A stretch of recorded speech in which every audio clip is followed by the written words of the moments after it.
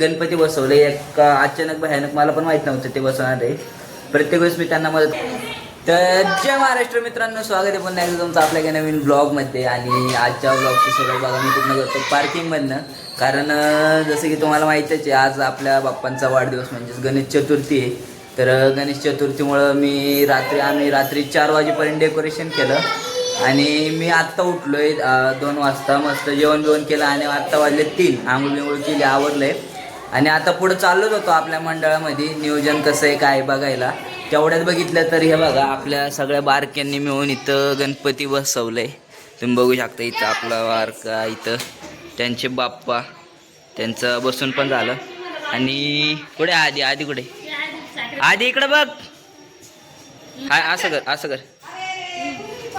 आणि या सगळ्या चिल्ले पिल्ल्यांनी मिळून बघा गाईच, आपल्या इथं म्हणजे आपल्या गल्लीमध्ये गणपती बसवले एक अचानक भयानक, मला पण माहित नव्हतं ते बसवणार आहे. प्रत्येक वेळेस मी त्यांना मदत करत असतो असल्या काही ना काही कामाला, पण यावेळेस मलाच टाईम नाही तिकडच्यामुळं. तर जाऊ द्या गाईच, आज मला जेवढं ब्लॉग काढणं शक्य होईल तेवढं नक्की काढतो, कारण मंडळाचं पण खूप काम आहे. तर चला तुम्ही बघत राहा, आपला मंडळाचं मी सगळं दाखवतो तुम्हाला. तर चला गाईज, तुम्ही बघत राहा. थांब हा मन आधी मन म्हण ना आहे इकडं बघ म्हण.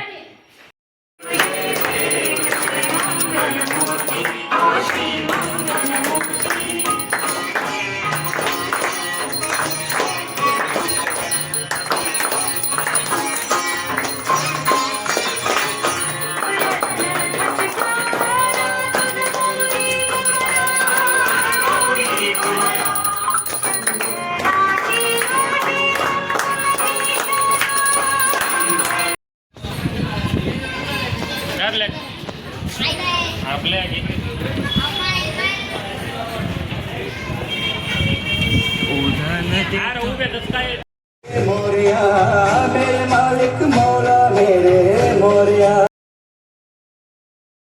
तुझ बिन अब तो रह नहीं पाऊं, कैसे तेरे गुण को गाऊं, तुझ बिन अब दिखला मेरे मोरिया मोरिया, हे लंबोदर गजमुख मेरे मोरिया.